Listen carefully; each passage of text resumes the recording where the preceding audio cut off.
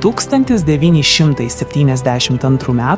spalio 13 d. kilo lėktuvas. Juo skrido Urugvajaus regbio komanda, jų draugai ir šeimos. Kelionė turėjo būti trumpa ir maloni, tačiau lėktuvui praskridus virš Andų kalnų įvyko baisi avarija. Lėktuvas rėžėsi į kalno viršūnę ir nukrito į apsnigtą dykvietę. Per kelias sekundės visų gyvenimai pasikeitė amžiams. Daugelis žmonių žuvo akimirksniu. Tie, kurie išgyveno, buvo įstrigę sniege, stingdančiame šaltyje ir aukštuose kalnuose. Jie buvo daugiau nei 3500 metrų virš jūros lygio, nebuvo jokio telefono ryšio, nebuvo jokio būdo išsikviesti pagalbos. Per avariją dingo beveik visas jų maistas. Jie buvo visiškai vieni.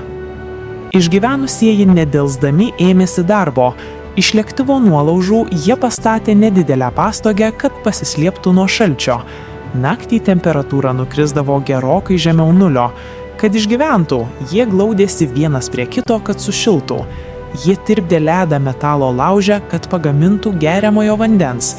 Kiekviena diena tapo kova dėl išgyvenimo. Iš pradžių jie buvo įsitikinę, kad gelbėjimo komandas netrukus atvyks. Jie rado mažą radijo imtuvą ir įdėmiai klausėsi žinių. Slinko dienos, o paskui savaitės. Vieną dieną jie išgirdo blogiausią naujieną. Jų lėktuvo paieška buvo atšaukta. Pasaulis manė, kad jie visi žuvo. Pamažu viltis ėmė blesti.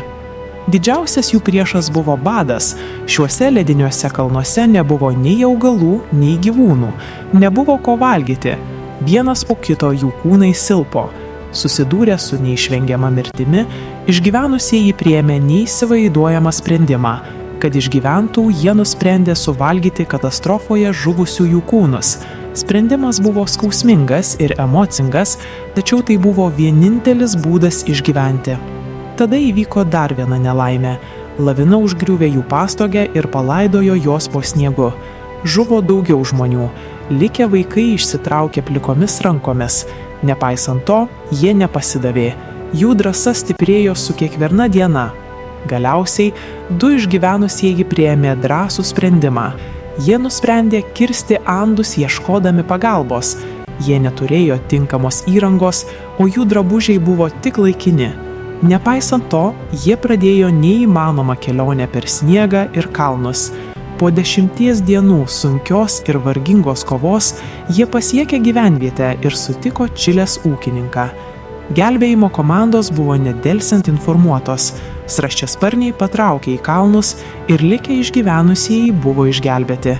Po 72 dienų vienoje atšiauriausių žemės sąlygų 16 žmonių buvo ištraukti gyvi. Jų išlikimas nustebino visą pasaulį. Andų stebuklas tapo galinga didvyriškumo, pasiaukojimo ir stipraus žmogaus gyvenimo noro istorija.